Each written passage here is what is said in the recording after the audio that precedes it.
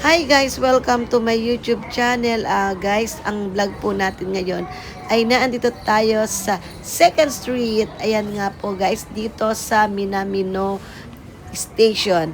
At ito po ay bago pa lang, hindi naman bagong-bago, mga 2 to 3 years ago. Kasi dati po itong book off na nagsarado. Ngayon, ginawa nilang 2nd Street. Kaya siguro marami pa ang mga hindi alam na dito ay merong 2nd Street. Kaya kung mga taga Hachioji kayo o dito sa malapit dito, ayan po guys, meron na po dito ngayong 2nd Street dito sa Sanwa, sa 2nd floor. Ayan nga guys, kung mapasyal kayo, pwede nyo pong puntahan. At ayan nga guys, ang pinakikita ko ngayon sa inyo ay ang speedy bag.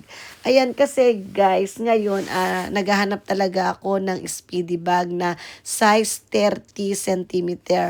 Kaya naisipan ko pong pumunta dito sa Minamino Station dito sa 2nd Street na ito. Kasi matagal ko na rin siyang napuntahan dati, kaya lang syempre paikot-ikot tayo ng mga pinupuntahan. Kaya ngayon bumalik po tayo dito para maghanap ng speedy bag. At ayan nga guys, pinakikita ko na sa inyo ang laman ng showcase nila. At baka may magustuhan din kayo. Ayan, para magkaroon kayo ng idea sa mga price at saka sa mga style ng mga bag na naandito. At kung malapit po kayo dito, pwede niyong puntahan. At magkaroon na rin kayo ng idea para sa mga price na nakita nyo ngayon. Ayan, guys, bali iikot ko yung camera at ayan nga guys, sundan nyo lang po at sana mag-enjoy kayo sa inyong mga nakikita ngayon dito.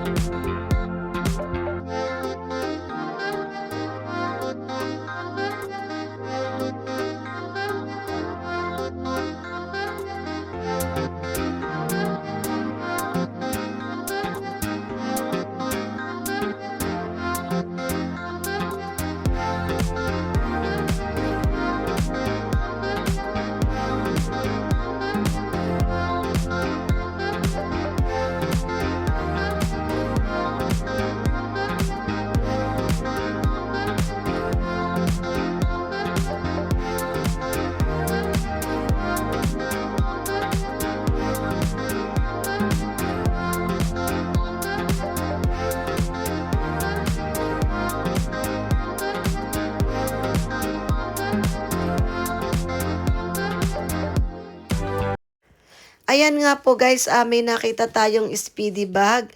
Maganda, malaki, malinis. Ayan, pakikita ko po sa inyo ang both side. Meron din siyang susi. Ayan, kompleto. Maganda, malinis. Ayan, guys. Ngayon, nung tinignan ko yung loob niya, is, ayan, may nakita akong damage. Yan pala ang problema dito sa speedy bag na nakita kong ito. Kasi parang nalagyan siya ng ink. Ayan guys, maganda sana. Ito naman, Chanel bag, maganda rin po siya. Maganda, nakita ko siya, nagustuhan ko din. Ang ano naman niya, ang damage niya naman is sa handle. Tapos may kaunti siyang pula-pula. Ayan guys, may kaunting pula-pula. Pero malinis ang loob niya.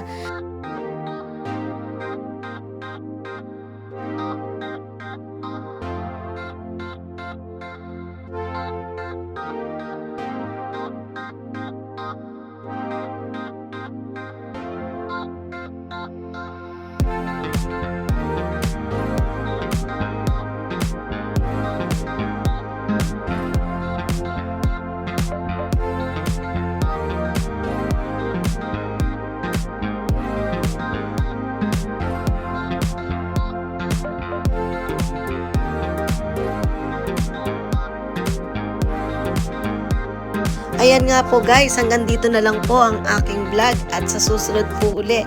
At sana nag-enjoy po kayo sa inyong mga nakita at nagkaroon kayo ng mga kanya-kanyang idea na kung ano ba ang inyong mga nagustuhan sa item na mga pinakita ko. Sige po, bye-bye. Thank you for your watching. Bye!